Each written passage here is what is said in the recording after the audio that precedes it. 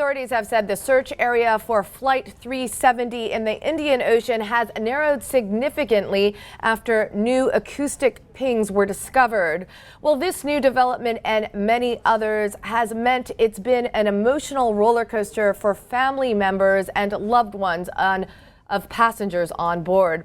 Well, joining me now is Sarah Bajc. She is the girlfriend of Philip Wood, an American on board Flight 370. Sarah, thanks very much for joining us. So what do you make of these latest reports of new pings discovered in the Indian Ocean?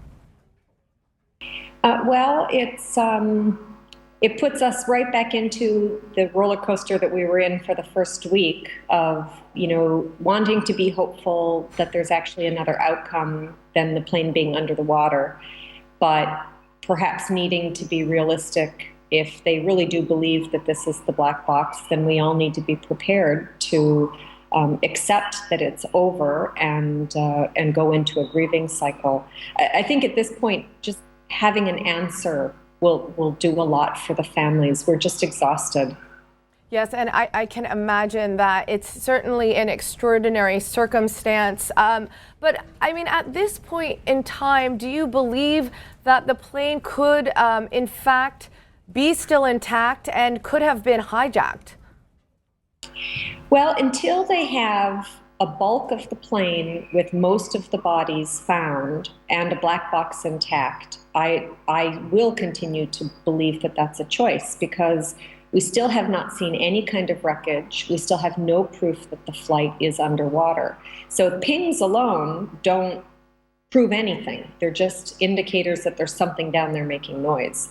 And, my position has been since the beginning that once there's proof, then I will begin grieving and I will accept it. But until then, I have to keep up hope, because otherwise there's no other choice.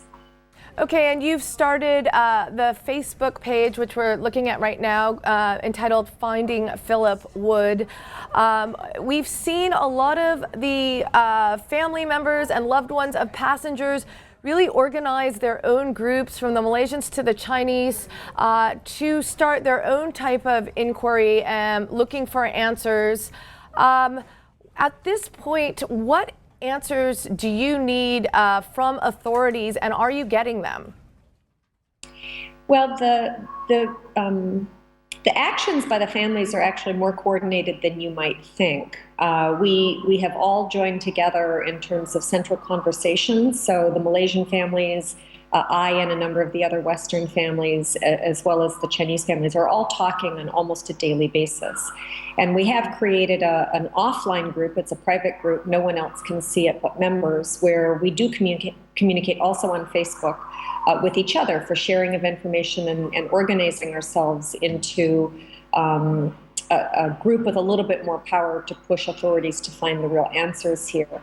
And then what you're seeing in the public side of it is more therapy and more building public opinion. So I have my site. The Chinese have run a Weibo site that they're trying to get more public opinion going through. The Malaysians are also doing some family sites. So it's kind of a two-pronged approach. Okay, and we've noted that you still send messages to Philip on your personal Facebook page.